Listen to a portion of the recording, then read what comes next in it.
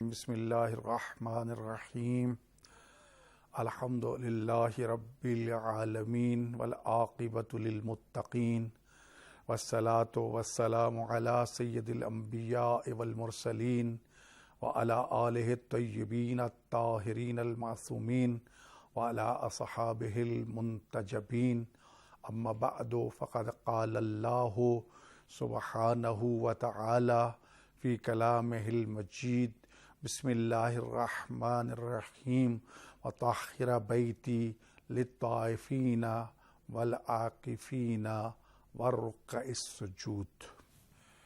ناظرین محترم، عبادات میں سے ایک عبادت کا نام اعتکاف کی عبادت ہے۔ اعتکاف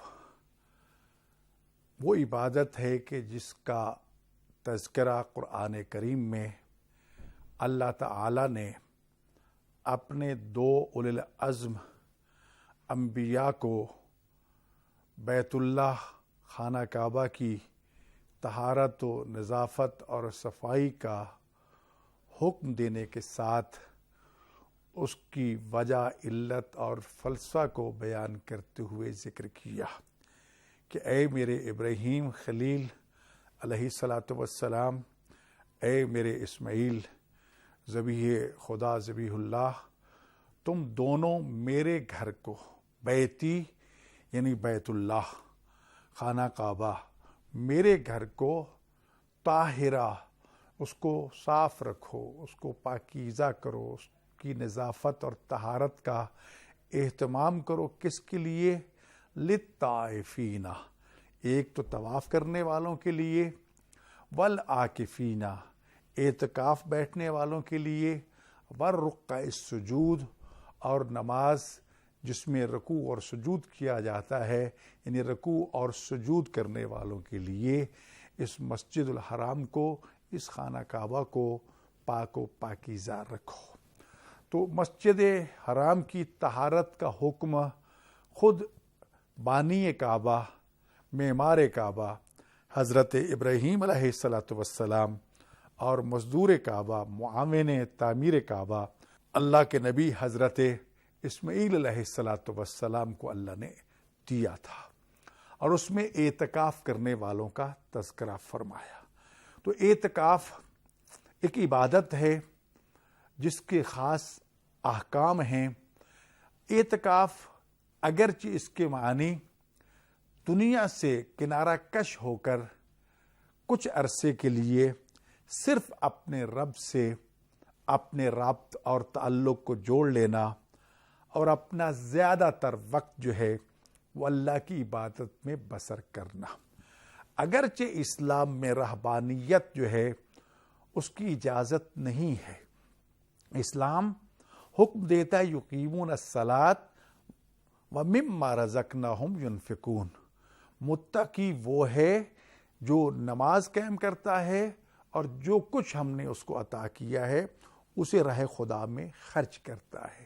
سورہ بقرہ کی ان پہلی آیات میں ان دونوں آیات کو، دونوں احکام کو جوڑ کے اللہ نے پیغام دے دیا کہ متقی وہ ہوتا ہے جو بیک وقت یقیمون الصلاۃ، یعنی نماز قائم کر کے اپنے رب، اپنے معبود کے ساتھ، اپنے خالق کے ساتھ رابطہ استوار رکھے، وَمِمَّا رَزَقْنَاهُمْ يُنْفِقُونَ، اور جو کچھ ہم نے اسے عطا کیا ہے اسے راہ خدا میں، مخلوق خدا پہ خرچ کرے۔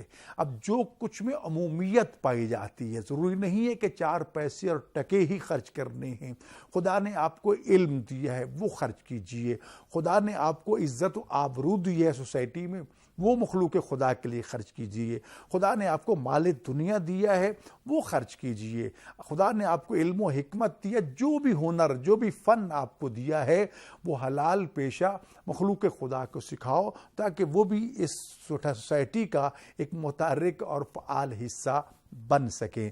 تو لہٰذا اسلام میں رہبانیت نہیں ہے، لیکن اعتکاف کے لیے حکم خاص موجود ہے کہ وہ ایک مخصوص عرصے کے لیے، اس میں کم از کم 3 دن اعتکاف کی عبادت کے ہیں اور زیادہ سے زیادہ 10 دن تک۔ ہاں، یہ اعتکاف پورے سال میں کسی بھی مہینے کے کسی بھی دن میں انجام دیا جا سکتا ہے۔ وہ مسجد کوفہ جو ہے وہ کتنے انبیاء کی عبادت گاہ ہے۔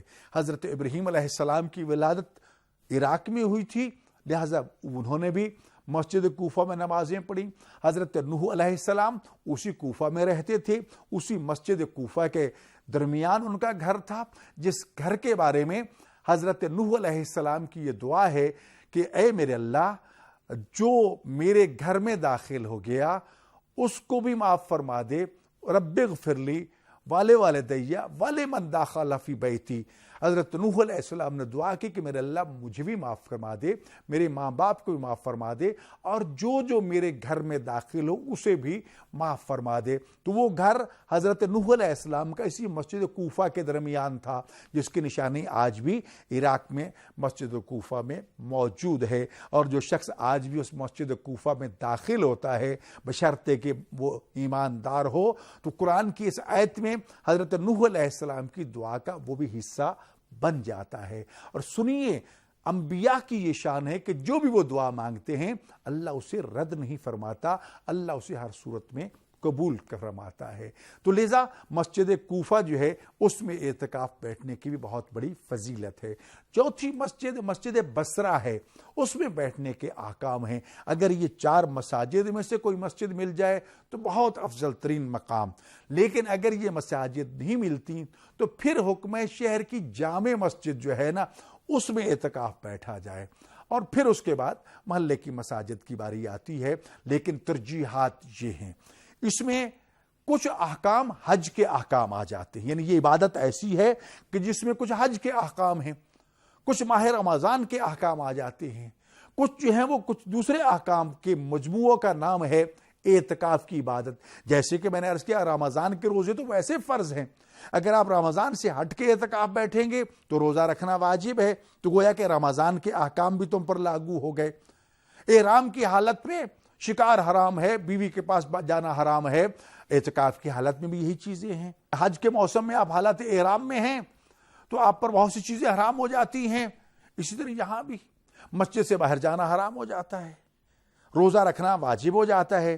تو لہٰذا بہت سی چیزوں کا تعلق یہ مجموعہ ہے مختلف عبادات کا، اور ایک اعتکاف کی عبادت کا ثواب جو ہے وہ 2 حج اور 2 عمرے کا ثواب ہے۔ لیکن اس میں 2-3 چیزوں کو ذہن میں رکھیے گا۔ ایک تو یہ ہے کہ حتی المقدور آپ مسجد میں کہیں بھی بیٹھ سکتے ہیں، ان مساجد میں بیسمنٹ میں بیٹھ سکتے ہیں، چھت پہ بیٹھ سکتے ہیں، کسی جگہ کو معین کرنا کوئی شرط نہیں ہے۔ مسجد کے اندر زیادہ سے زیادہ وقت گزارنا ہے۔ واش روم میں جانا چاہتے ہیں، تجدید وضو کے لیے جانا چاہتے ہیں، کہیں خدا نخواستہ غسل واجب ہو گیا اس کے لیے جانا چاہتے ہیں، بیمار ہو گئے علاج کے لیے جانا پڑ گیا، تو اتنی دیر کے لیے جا سکتے ہیں کہ یہ نہ کہا جائے کہ جناب تو سیر سپاٹے پہ چلے گئے ہیں اور اعتکاف چھوڑ کے آگے نہیں۔ مجبوری ہے تو یہ مجبوری کی حالت میں آپ جا سکتے ہیں، لیکن اپنا زیادہ تر وقت تلاوت قرآن میں، نمازوں میں، غور و فکر میں، ذکر میں اور تعلیمات اسلام پر غور و فکر کرتے ہوئے اس کے مطالعے میں اس پہ وقت گزارنا ہے۔ یہ نہیں ہے کہ جناب موبائل ٹیلی فون پہ دوستوں سے باتیں ہو رہی ہیں، چیٹنگ ہو رہی ہے، نہیں، موبائل کو گھر رکھ کے جائیں، خدا کے موبائل سے خدا کے ساتھ رابطہ قائم کرنے کے لیے گئے ہیں۔ اگر پھر بھی تمہارا رابطہ موبائل پہ رہا تو پھر اس کا مطلب یہ کہ خدا سے آپ رابطہ قائم کرنے کے لیے نہیں گئے، صرف دکھاوے کے لیے گئے ہیں۔ نہیں، کوشش کیجئے کہ اس کو استعمال نہ کیجئے، ہاں ایمرجنسی مجبوری تو پھر ایک الگ سے حکم ہے۔ دوسری بات یہ ہے کہ زیادہ تر وقت جو ہے وہ عبادت میں گزارنا ہے، لیکن یاد رکھیے اعتکاف بہت بڑی عبادت۔ 2 چیزیں میں آپ کے سامنے رکھنا چاہتا ہوں۔ ایک دن رسول اکرم صلی اللہ علیہ وآلہ وسلم مسجد نبوی میں تشریف فرما تھے اور اہل و عیال کے حقوق کی بات فرما رہے تھے کہ ایک گھر کے سربراہ کے لیے اپنی بیوی کے حقوق کیا ہیں، اپنی اولاد کے حقوق کیا ہیں، اپنے اہل خانہ کے حقوق کا خیال رکھنا کتنی عظمت کا باعث ہے۔ جس طرح حضرت امام موسیٰ کاظم علیہ السلام ارشاد فرماتے ہیں کہ اپنے ہر دن کو 4 حصوں میں تقسیم کرو، ایک حصہ اللہ کی عبادت کے لیے تاکہ حق خدا ادا ہو جائے، ایک حصہ جو ہے وہ کسب معاش کے لیے تاکہ اپنی روزی بھی اکٹھی کر سکو، کیونکہ خود ساختہ بے روزگاری کو اسلام قبول نہیں کرتا، فقیر مومن کو اسلام پسند نہیں کرتا۔ آپ مالدار ہی ہیں تب بھی معصوم فرماتے ہیں، امام فرماتے ہیں کہ بزنس کیجئے، کاروبار کیجئے، بے شک آپ کو ضرورت نہیں، پرافٹ آئے گا تو زکوٰۃ واجب ہوگی، پرافٹ آئے گا تو خمس واجب ہوگا، خمس و زکوٰۃ نکالو گے تو 4 لوگ اور پاؤں پہ کھڑے ہو جائیں گے۔ تو لہٰذا اپنی معیشت کو مضبوط کرنے کے لیے ایک حصہ، تیسرا حصہ جو ہے اپنے دوست احباب سے ملاقات کے لیے، پبلک ڈیلنگ بھی ہونی چاہیے، دوست احباب کا خیال بھی رکھنا چاہیے، مخلوق خدا کے حقوق کا خیال بھی رکھنا چاہیے۔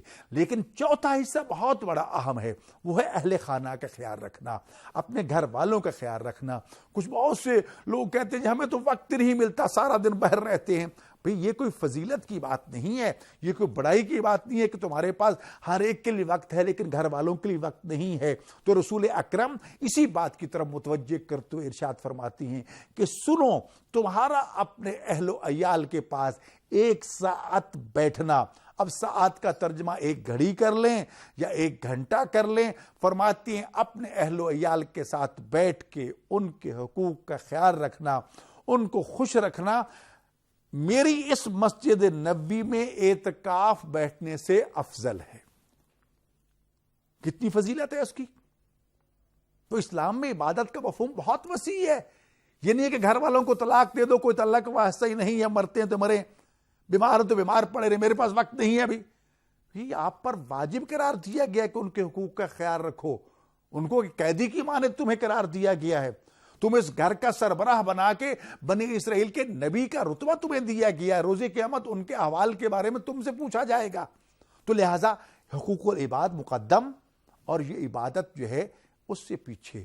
اعتکاف اپنی جگہ پر بہت بڑی فضیلت، لیکن حقوق العباد سن لیا آپ نے کہ رسول رحمت صلی اللہ علیہ وسلم نے کیا ارشاد فرمایا۔ ماہ رمضان میں اعتکاف بیٹھنے کی اور زیادہ فضیلت ہے، اور خاص طور پر آخری عشرہ جو ہے اس میں اعتکاف بیٹھنا اور زیادہ باعث فضیلت ہے۔ تو لہٰذا خوش نصیب ہیں وہ لوگ کہ جو قرآن کی اس آیت والعاکفین پر یعنی اعتکاف بیٹھتے ہیں اور عمل کرتے ہیں اور اس عبادت کو سر انجام دیتے ہیں۔ اب عزیزان گرامی، اعتکاف کے دوران کرنا کیا ہے؟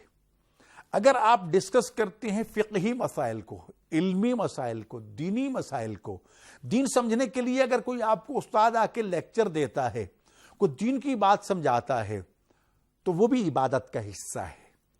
صرف یہ نہیں ہے کہ ساری دنیا سے منہ موڑ کے آپ ایک کونے اور گوشے میں پڑے رہیں، نہیں، بے شک مسجد سے باہر جانے کی اجازت نہیں ہے، لیکن مسجد کے اندر قرآن سیکھنا، قرآن کے احکام سیکھنا، فقہی احکام، واجبات، فرائض سے آشنائی حاصل کرنا، یہ بھی عبادت ہے۔